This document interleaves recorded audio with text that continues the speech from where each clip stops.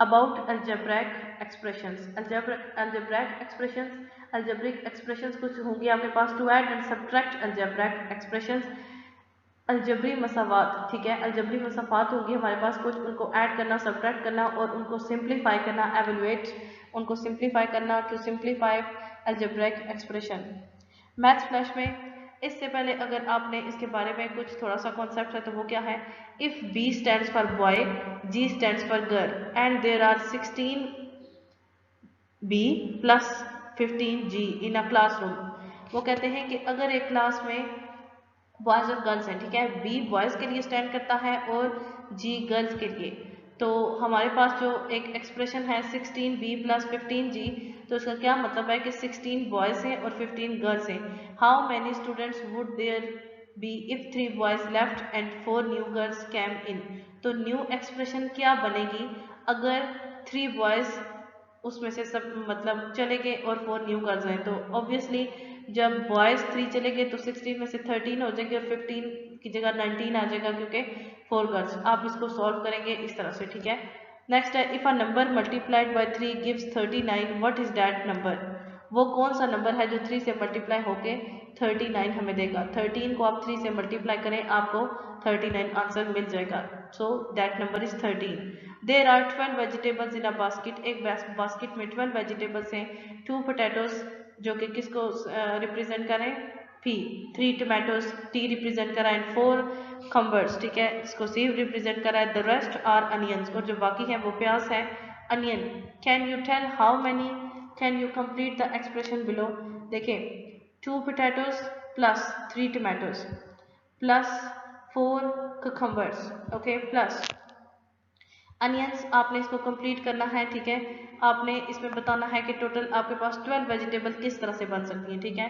तो देखें 2 तो पोटैटोस हो गए, 3 tomatoes, 2 plus 3 5 and 4 cucumbers, 5 plus 4 9। तो अगर हमारे पास 3 अनियंस हों तो हमारे पास 12 आंसर आ जाएगा। तो आप यहाँ पे लिख सकते हैं 3O, ठीक है, 3 अनियंस, ओके, तब आपके पास 12 वेजिटेबल्स कंप्लीट आ जाएंगे। नेक्स्ट है इन ये जो मैथ्स फ्लैश में क्वेश्चन है ये आपने अपनी नोटबुक पे सॉल्व करने हैं या रफ पे भी आप सॉल्व कर सकते हैं, बट सॉल्व करने हैं। In arithmetic numerals such as 1 2 3 etc are used, ठीक है, एटसेट्रा। अरिथमेटिक जो न्यूमेरल्स होंगे जो 1 2 3 होते हैं वो यूज्ड किस तरह से होंगे, which each numeral having a fixed value, हर नंबर की एक फिक्स्ड वैल्यू होती है। In algebra a letter can symbolise any number a number. Algebra में आपके पास एक लेटर, एक अल्फाबेट होगा जो कि किसी भी नंबर को रिप्रेजेंट करेगा और any value assign to it, या फिर उसको कोई भी वैल्यू हम असाइन करेंगे। For example x equal to 3, y equal to 2, ठीक है, किसी भी वेरिएबल को, कोई भी वेरिएबल होगा जो नंबर्स को रिप्रेजेंट करेगा या हम उसको वैल्यू असाइन करेंगे।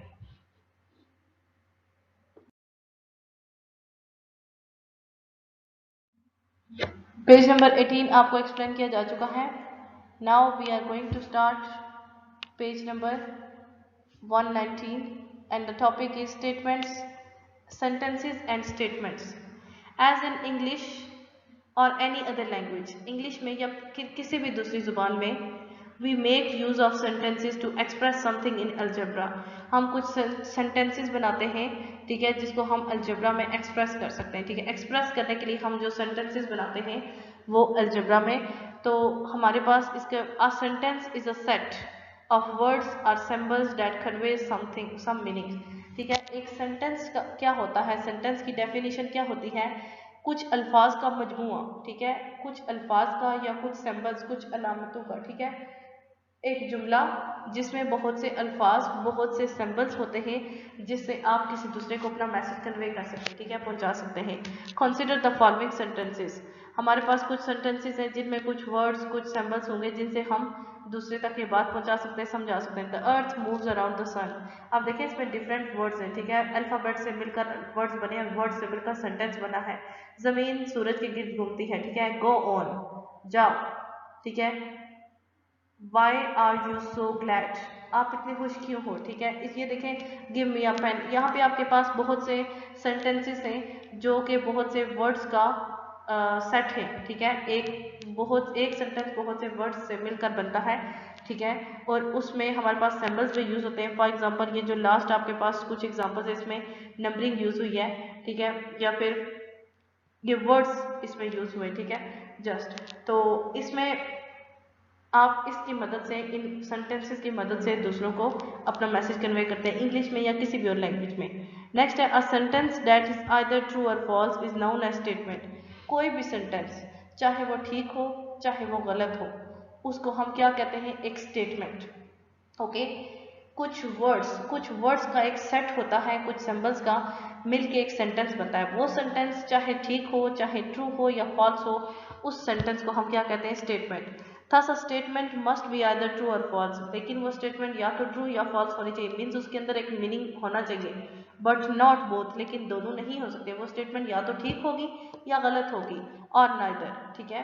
Consider the following sentences. आपके पास कुछ यहाँ पे सेंटेंसेस हैं, इनमें से कुछ सेंटेंसेस ऐसे होंगे जो आपके पास ट्रू होंगे, कुछ फॉल्स होंगे, ठीक है, लेकिन वो प्रॉपर एक स्टेटमेंट में गिवन होंगे। इनको आप खुद से रीड कर लीजिएगा।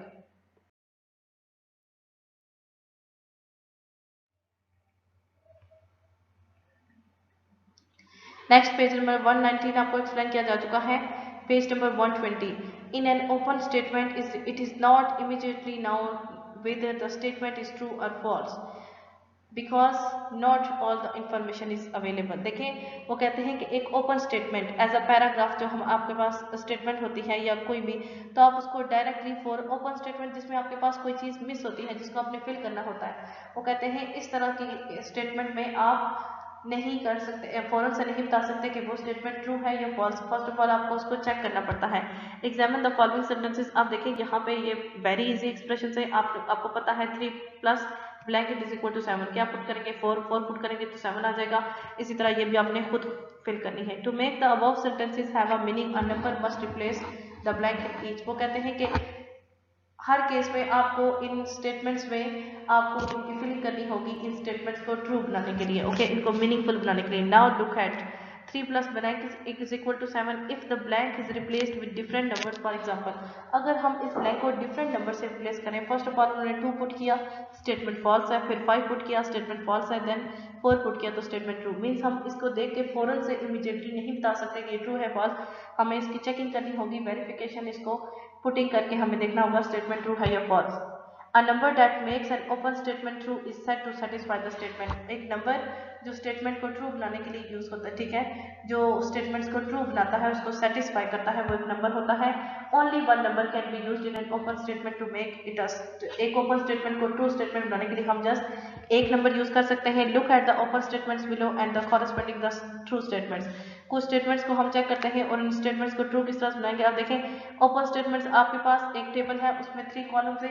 फर्स्ट कॉलम में आपके पास ओपन स्टेटमेंट्स गिवन है, सेकंड में जो आपने नंबर फिलिंग करने हैं, और थर्ड वन में आपके स्टेटमेंट्स आपके पास वो फील्ड है, ठीक है, ये आपने इसको खुद चेक करना है। इसके हवाले से जो आपके पास एक्सप्लेनेशन लिखी है वो है, here 5, 24 and 9 are the numbers which satisfy the 3 statements। यहाँ पे 5, 24 और 9 वो 3 नंबर्स हैं जो तीनों स्टेटमेंट्स को सेटिस्फाई करते हैं।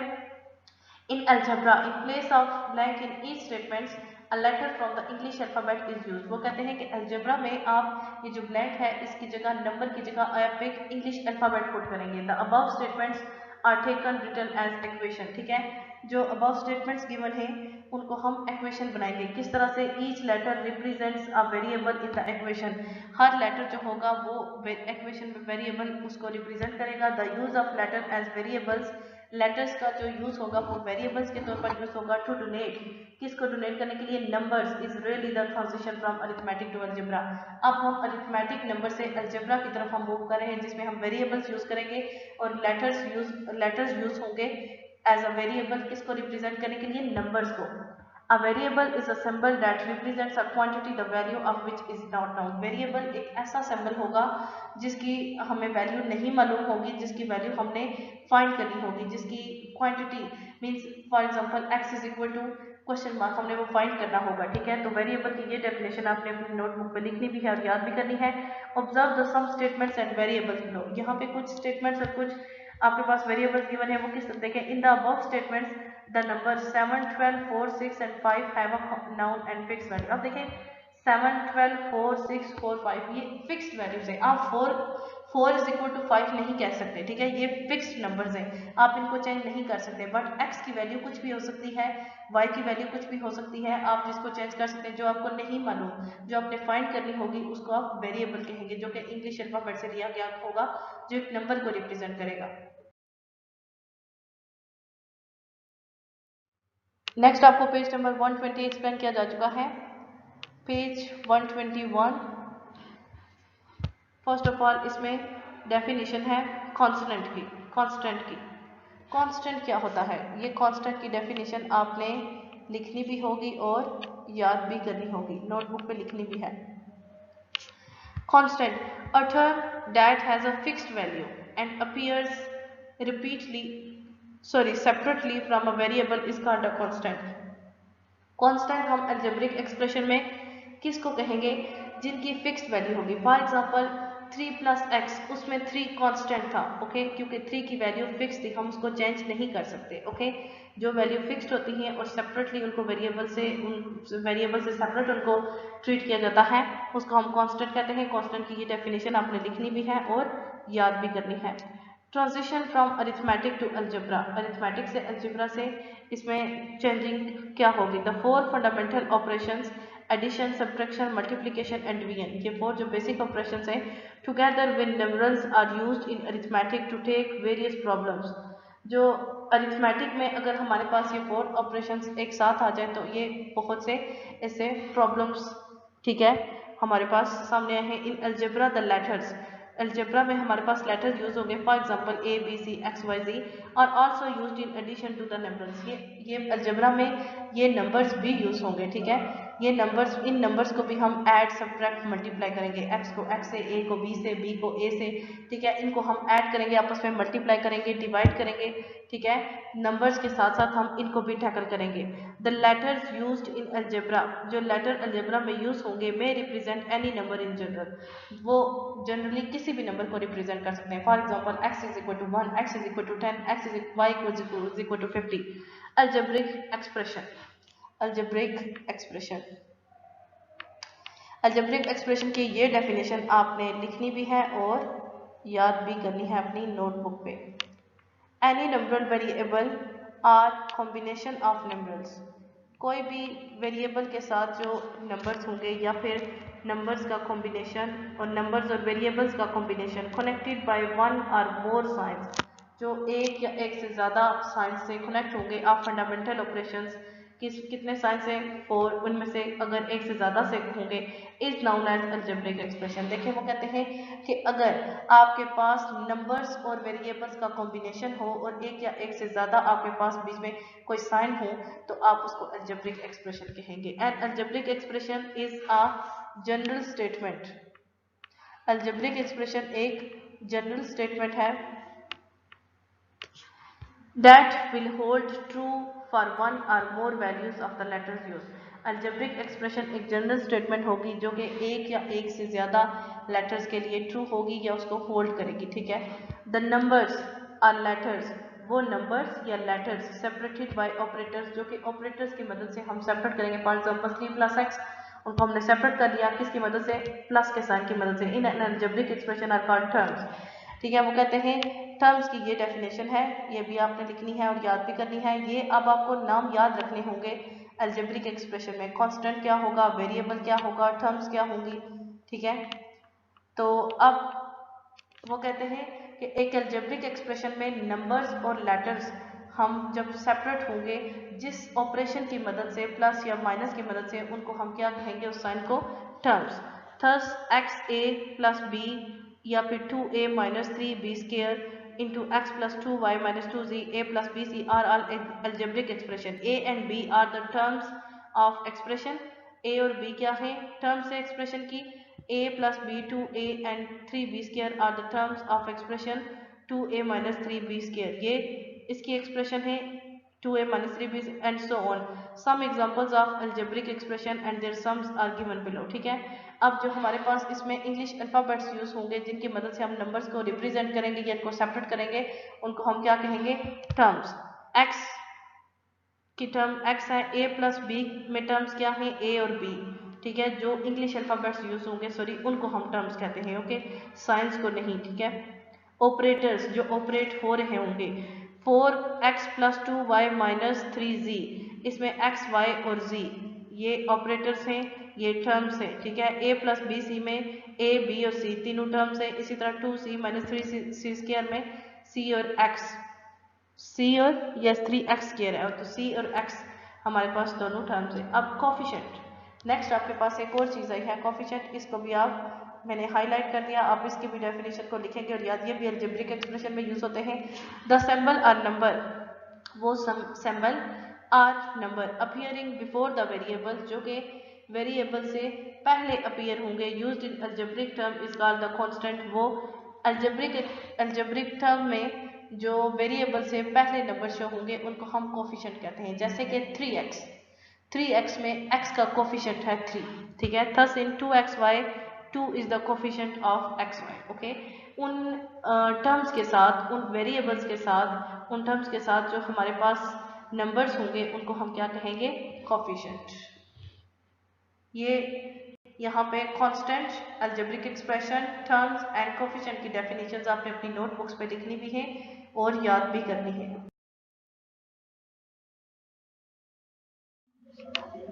नेक्स्ट आपको पेज नंबर 121 एक्सप्लेन किया जा चुका है। पेज 122 पे नेक्स्ट आपके पास जो डेफिनेशंस है, कुछ terms, if two terms differ mean change होना, only in their numerical or literal coefficients. अगर टू टर्म्स जस्ट उनके कोफिशिएंट्स और नंबर्स उनके चेंज हो, मीन्स उनके साथ जो नंबर या फिर उनके साथ कोफिशिएंट्स लिखे हों वो जस्ट डिफरेंट हो, और do not differ at all, या फिर वो डिफरेंट ना हो, they are called like terms, उनको हम लाइक टर्म्स कहते हैं। Differing terms are called unlike terms, ये अनलाइक टर्म्स की डेफिनेशन। फॉर एग्जांपल आपके पास लिखा हुआ है 3x + 4x। आप देखें जस्ट इनके नंबर्स इनके साथ चेंज हैं, जो इनके साथ x के जो कोफिशिएंट्स हैं वो चेंज हैं, तो लेकिन इनके टर्म्स इनके सेम है x, तो वो आप उनको like fractions, like terms, unlike terms, जो डिफरिंग होंगी हम उनको अनलाइक, और जो एक जैसी होंगी उनको हम कहेंगे like terms. The terms 2a 5a - 4a are like terms, ठीक है। ये सारी लाइक टर्म्स है क्योंकि ये सारी a की वैल्यूज हैं, ठीक है, a की। हैव दे सेम वेरिएबल, क्योंकि उनका वेरिएबल सेम है। इसी तरह ये next the terms x y, ये भी इसी तरह, इनको भी इसी तरह की एग्जांपल दी गई है। नेक्स्ट फॉर एग्जांपल ये इसी तरह लाइक और अनलाइक टर्म्स दी गई हैं, आप इनमें से इनको एक बार देख लीजिएगा। आपके पास ये जो एग्जांपल्स है ये सारी कुछ अनलाइक टर्म्स की होंगी, कुछ लाइक टर्म्स की होंगी, आपने इनको खुद चेक करना है, इसके बारे में एक्सप्लेनेशन लिखी गई है। यहाँ पे जो like terms can be combined to give a single term by performing the operations on the coefficients. वो कहते हैं कि जो लाइक टर्म्स होंगी हम उनको आपस में ऑपरेट करवा सकते हैं। फॉर एग्जाम्पल 3x + 4x को हम ऐड कर सकते हैं = 7x आ जाएगा, लेकिन जिनकी टर्म्स डिफरेंट होंगी हम उनको ऐड या सब्ट्रैक्ट, उन पर कोई भी ऑपरेशन अप्लाई नहीं कर सकते, ओके।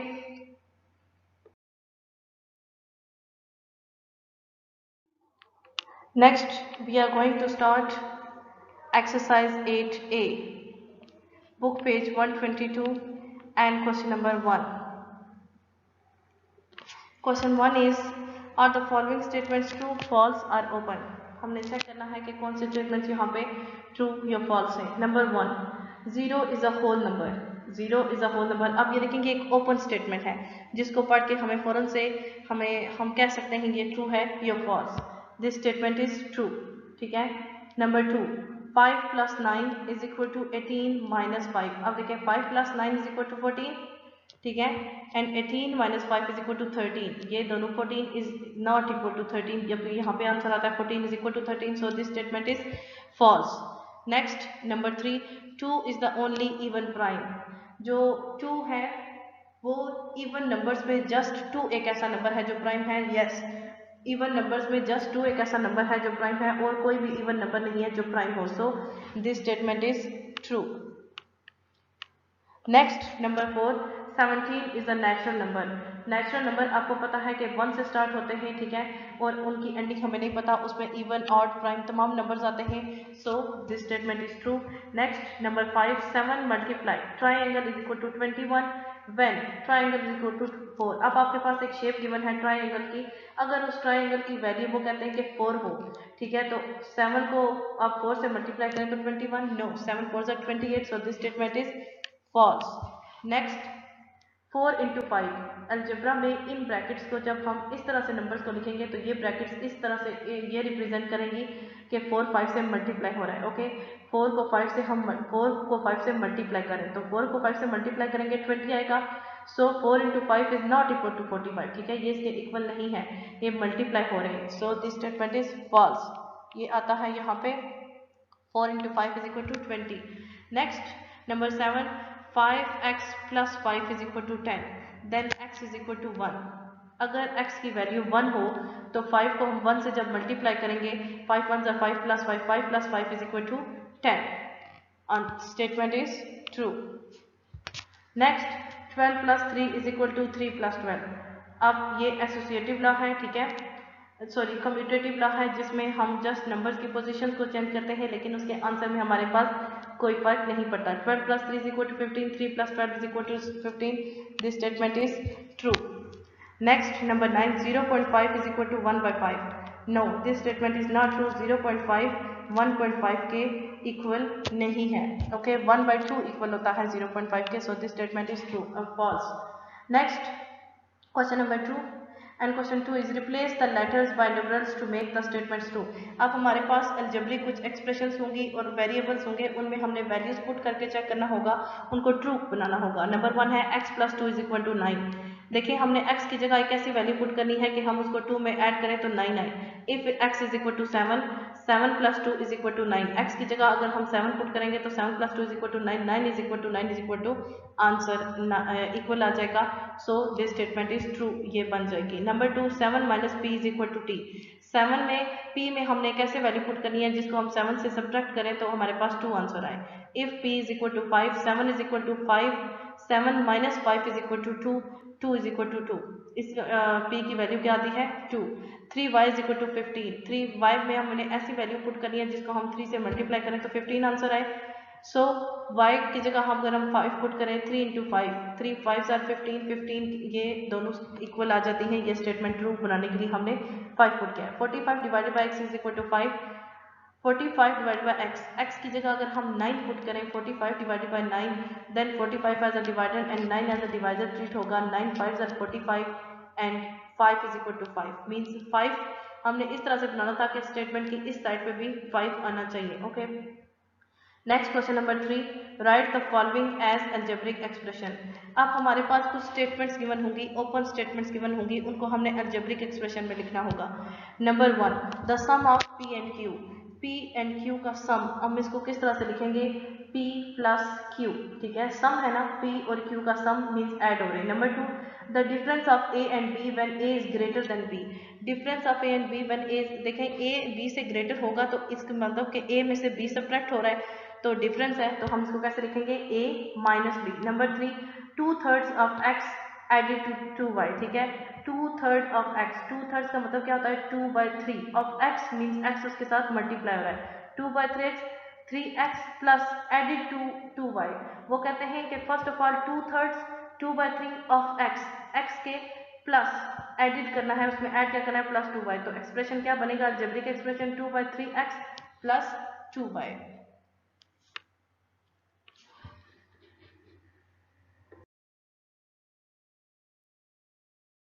नेक्स्ट आपको पेज नंबर 2 एक्सप्लेन किया जा चुका है, ठीक है, और next page number 3 is part 3 तक हम सॉल्व कर चुके थे क्वेश्चन नंबर 3 का। Part 4 is the product of m and n added to their sum. Product means multiplication, the product of m and n, product क्या होगा m इंटू n, ठीक है, उनका प्रोडक्ट क्या होगा mn, okay, mn added to their sum, और उन्हीं दोनों का सम m प्लस n, ठीक है, उन दोनों का सम m और n का सम m प्लस n और उनका प्रोडक्ट, प्रोडक्ट m और n को मल्टीप्लाई करेंगे तो m और n ही आएगा। सो जो एक्सप्रेशन बनेगी वो होगी m plus n plus mn।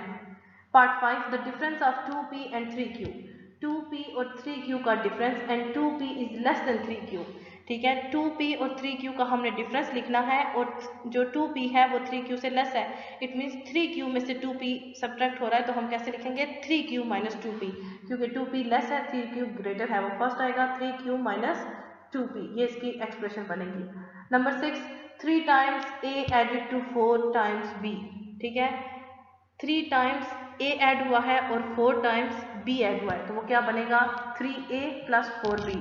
a plus a plus a, इसको हम कैसे लिखेंगे, प्लस करेंगे तो 3a, b plus b plus b plus b, 4 times b लिखा है तो उसका क्या बनेगा 4b, इसकी एक्सप्रेशन बनेगी 3a plus 4b।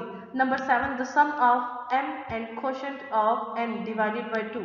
The sum of m, ठीक है, m के साथ सम किसका, quotient of n, quotient answer जो होता है हमारे पास न्यूमिनेटर डिवाइडेड बाय 2, m का sum n quotient and divided by 2, ये एक्सप्रेशन।